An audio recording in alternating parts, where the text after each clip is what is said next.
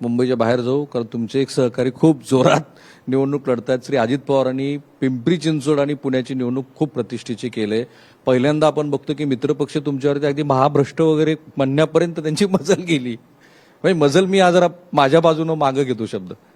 नाही, मला असं वाटतं की अजितदादांनी महायुती आणि आघाड्यांच्या ह्याच्यामध्ये एक धोरणात्मक निर्णय घेतला, जो मला असं वाटतं की खऱ्या अर्थाने हा सगळ्याच महाआघाड्या आणि युत्यांनी विचार केव्हा तरी केला पाहिजे. तो काय होता?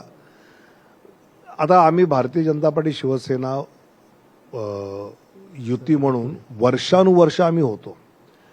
तर जिथे भाजपा विधानसभा लढवत नव्हती तिथे महापालिका शिवसेना लढायची, तिथे जिल्हा परिषद सेना लढवायची. त्यावेळी हळूहळू तिथला पक्ष संपत चालला होता आणि अजितदादांनी ठरवलं की आपल्याला जर पक्ष खाली ग्रो करायचं, वाढवायचं असेल तर स्थानिक स्वराज्य आपल्याला आपल्या बळावर लढल्या पाहिजेत. तो निर्णय त्यांनी घेतला आणि त्या जर लढायचे असेल तर ताकदीनं लढल्या पाहिजेत. आणि मग ताकदीनं लढत असताना everything is fair in love and war या पद्धतीने ते लढतायत. मला असं वाटतं की नगरपालिकांच्या आधी अशीच वक्तव्य आली होती, नंतर पुन्हा सगळे एकत्र बसले. ठीक, असंच पुन्हा त्यातले एकत्र बसतील.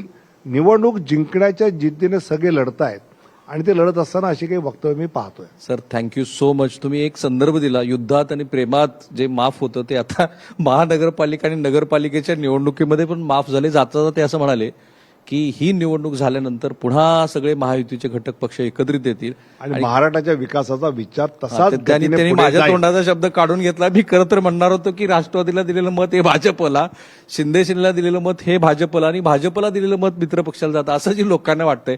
पण सर, थँक्यू सो मच. तुम्ही वेळात वेळ काढून आलात. आज दिवसभर एनडीटीव्हीवरती तुम्ही मंचमध्ये अशाच महानीय व्यक्तींना, राजकीय नेत्यांना पाहणार आहात.